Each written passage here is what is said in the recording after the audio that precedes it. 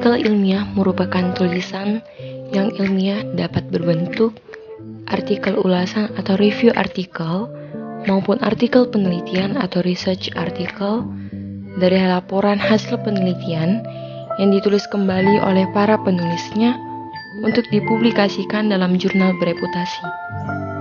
Definisi lain dari artikel ilmiah yaitu karya tulis yang isinya dapat berupa laporan yang tersusun secara sistematis dan bisa berupa hasil studi atau hasil penelitian yang disajikan kepada komunitas ilmiah.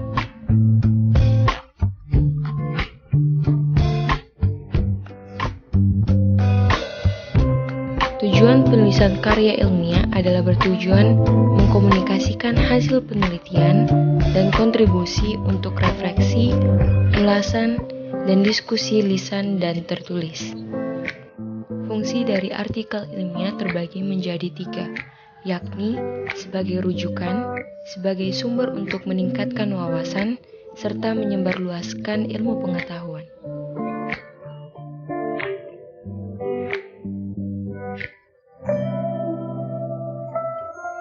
Berdasarkan sumber datanya, artikel ilmiah dibedakan menjadi 2, yaitu artikel penelitian dan artikel non-penelitian. Kedua jenis artikel ini akan dijelaskan sebagai berikut. 1. Artikel penelitian. Artikel yang ditulis berdasarkan hasil penelitian sendiri secara sistematis dengan mengikuti pedoman penelitian artikel ilmiah yang telah disepakati atau ditetapkan. Artikel ini dibuat untuk dipublikasikan di dalam jurnal maupun buku-buku yang berisi kumpulan artikel.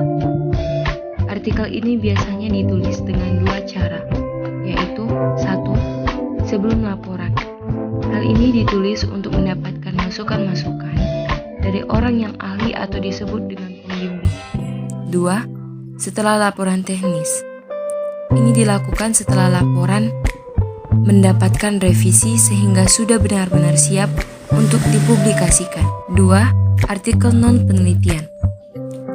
Artikel ini dibuat bukan didasari oleh penelitian langsung, akan tetapi bisa bersumber dari buku maupun jurnal-jurnal penelitian lainnya. Meskipun begitu, artikel non-penelitian juga ditulis secara sistematis dan terstruktur.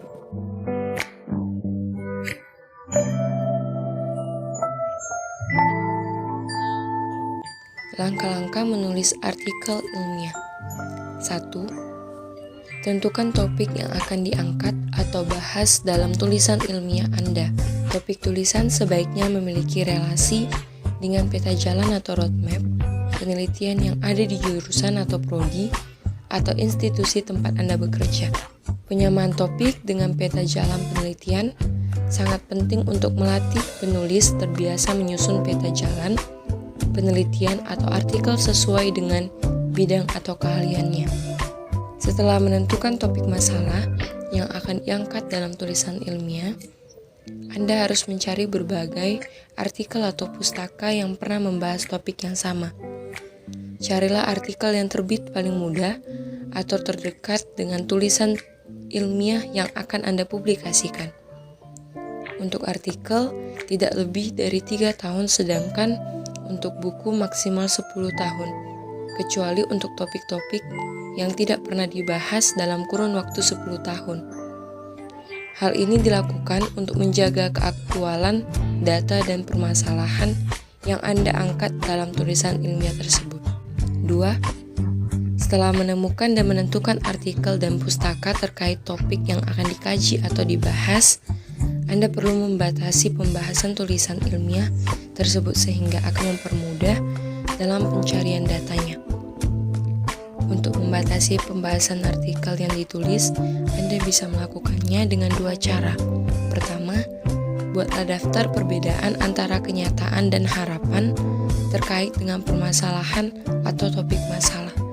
Setelah itu, tentukan rumusan masalah yang akan digunakan. Kedua, tentukan rumusan masalah yang akan digunakan dalam tulisan ilmiah Anda lalu kembangkan latar belakang. 3. Sebelum Anda memulai menulis latar belakang masalah, Anda wajib memasukkan semua sumber, baik itu artikel, buku, atau sumber lain ke referensi yang ada di Microsoft Word. 4. Setelah menemukan rumusan masalah, langkah selanjutnya, buatlah latar belakang. Latar belakang masalah terdiri dari beberapa paragraf yang saling terkait atau terikat dan menguatkan rumusan masalah. 5. Lanjutkan bagian pendahuluan tulisan atau artikel ilmiah Anda dengan menulis bidang kajian atau bagian kajian pustaka dan metode. Kajian pustaka merupakan bagian penting dalam suatu tulisan ilmiah, termasuk artikel ilmiah, baik yang bersumber dari penelitian maupun pengembangan pemikiran. Kajian pustaka merupakan elaborasi penelitian atau kajian terdahulu, landasan teoritis, dan kerangka konsep yang digunakan dalam tulisan yang sedang atau akan dibuat. 6. Setelah selesai dengan bagian kajian atau tinjauan pustaka, lalu lanjutkan menulis metode penelitian. Isi metode penelitian yang harus ada yaitu terkait jenis penelitian, lokasi penelitian, informan atau sumber data, cara mengumpulkan data dan menganalisis data. 7. Penyelesaian bagian pendahuluan artikel bukanlah akhir dari proses menulis. Anda akan memasuki fase menyusun data yang akan digunakan dalam pembahasan. Pembahasan biasanya meliputi gambaran umum lokasi penelitian. Jika tulisan ini merupakan hasil pengembangan pemikiran, maka Anda bisa langsung membagi pembahasan ke dalam sub-bagian sesuai dengan rumusan masalah. Susunlah pertanyaan-pertanyaan penting dari masing-masing rumusan masalah. Gunakan 5W tambah 1H untuk mengembangkan pertanyaan. 8. Carilah jawaban-jawaban dari pertanyaan tersebut melalui artikel-artikel yang telah Anda peroleh sebelumnya. Susun jawaban secara berurutan sesuai dengan urutan pertanyaan yang diajukan. 9. Mulailah menulis. Jangan lupa mencantumkan citasi atau kutipan yang Anda gunakan dalam tulisan Anda. 10. Setelah selesai melakukannya, sampai semua pertanyaan terjawab, Anda masuk pada tahap akhir, yaitu penutupan, dengan membuat kesimpulan dan saran. Kesimpulannya itu, pernyataan Anda terhadap hasil akhir dari pembahasan Anda terhadap masing-masing rumusan masalah. Kesimpulan Anda bisa menunjukkan jawaban terhadap masing-masing rumusan masalah yang Anda ajukan atau merupakan benang merah atau kesimpulan umum dari hasil pembahasan Anda terhadap data. Setelah itu, buatkan rekomendasi berdasarkan temuan atau hal-hal yang belum dapat terpecahkan dalam tulisan yang Anda siapkan. 11. Selanjutnya membuat abstrak. Sekedar mengingatkan, abstrak merupakan gambaran umum dari keseluruhan tulisan Anda. Jangan lupa kata kunci merupakan kata atau konsep yang penting dan dapat digunakan sebagai kata kunci pencarian terhadap tulisan Anda kelak.